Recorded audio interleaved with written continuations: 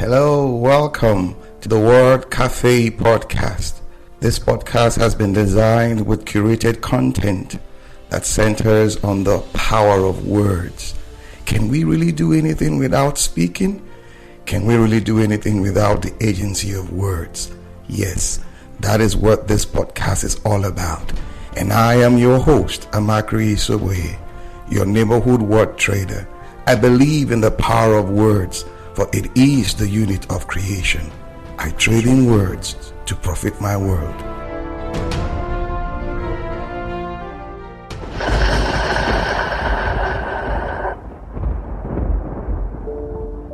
Yes, that sound. Whenever we hear it, we anticipate it's about to rain or a storm is coming. It's a signal indicating of something coming or something is about to happen. I used to have this play time with my elder brother growing up. Whenever we hear the clap of the thunder, we turn and look at ourselves and we say, the celestial keepers are rolling open the celestial gates to let down celestial treasures that comes cascading, manifesting like droplets of water that we call rain. Thunder. Yes, you might be wondering, why am I saying this now? I had to say this to let you in to what I'm about to talk about. What is that, you may want to know? Well, my first reading experience. Yes. As a lover of words, fascinated by words, turned on, if I want to use that word, by words, I never liked it from the beginning. Yes. It was like each time I came across words growing up, I felt like a 10-ton Mack truck hit me. Bang! Just like that. I hid behind the fear of not being able to read.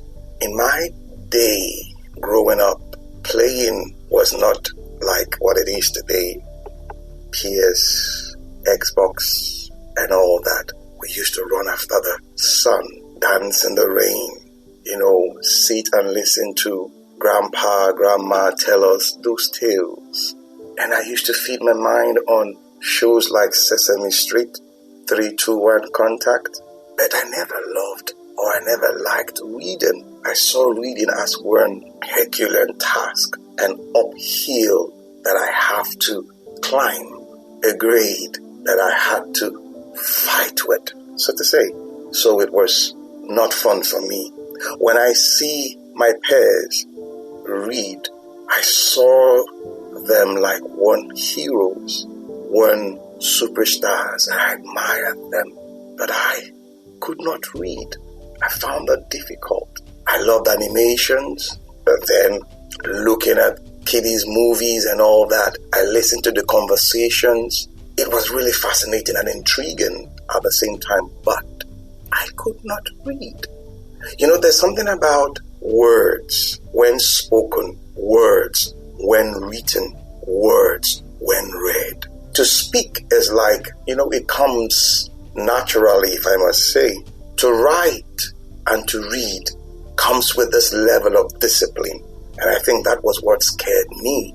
Back then in elementary school now, English was one subject that you must, if you have to go through society, if you have to go through life, get acquainted with. And then we used to have English in form of grammar, comprehensive reading, and the higher you go, you come in contact with lexics and structure and all that. The basic was reading, comprehending. I found that difficult. Then we used to have books like Queen Primer, but this time it was fashioned around the Nigerian culture, stories about how life in the rural areas and all that. We had materials everywhere. And those days when we come into class, we have time for reading and all that, but I always looked away. I never liked it. I didn't like it one bit at all. And each time we go into class, and when it's time for English, particularly reading, I just felt like, no, I can't do this. My teacher then, Mrs. Jones, her name. That's her name. She noticed. I'm always excited when it comes about talking about history or civics and all that. But the minute it comes to reading, I run away. I shy away, so to say. And one day she called me aside to have this conversation with me that I noticed that you don't like reading. Each time we come to that subject of reading, open to page so and so on your, as we called it then, reader or reading book. You don't make eye contact with me. It's like, this time just pass. But I noticed you were fascinated about stories. You talk about your animations, you talk about your cartoons and all that. Why not see reading like watching a movie, your movie, the conversation, try to piece the words together? And she helped me.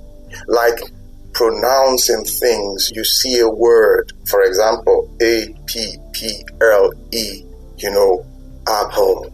And she started helping me, the basics, how to piece these words together, this alphabets together, this sentences together. And a little here and a little there, I started to pick. And I started to see the beauty behind not just reading words. Because the picture you see are words translated.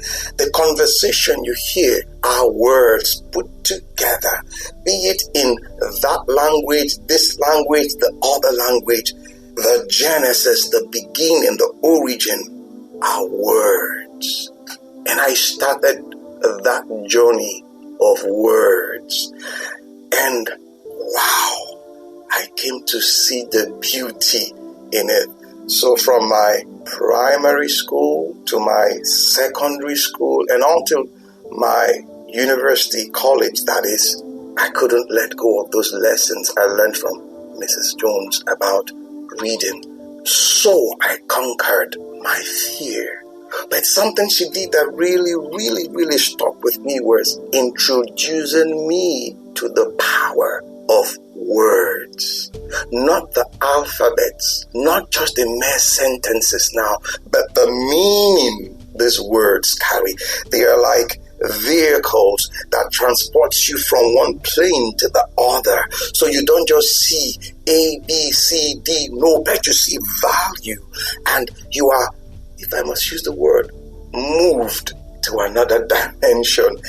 And somehow you begin to engage with words written within books. And wow, I came to see the inks on papers not as demons troubling me, no, but rather the inks were like the soul that I must communicate with. Wow, the power of words. It kept me from that moment. I was glued, attached to books. And somewhere along the line, I came upon a write-up by Emily Dickinson.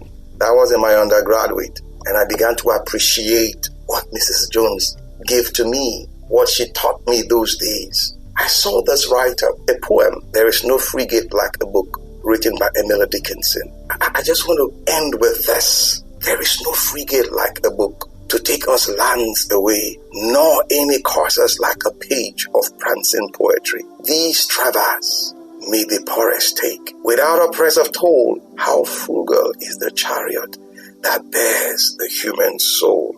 That is what words are. They carry us far, far, far.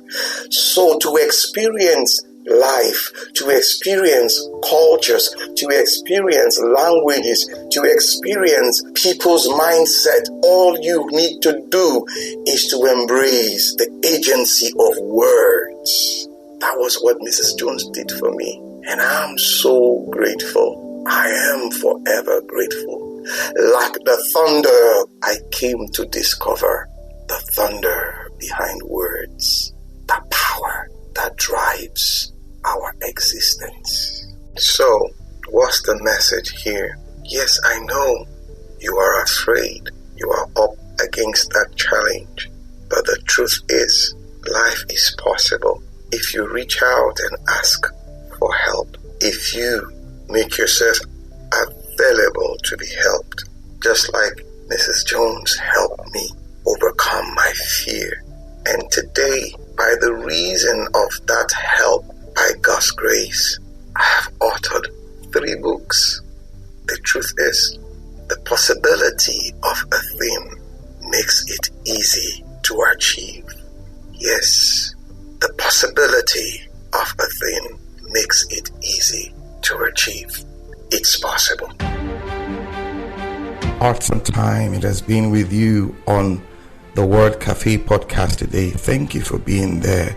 You can catch me up on my social media handles, Twitter, Facebook, LinkedIn, Instagram, all at Amakri Isoboye.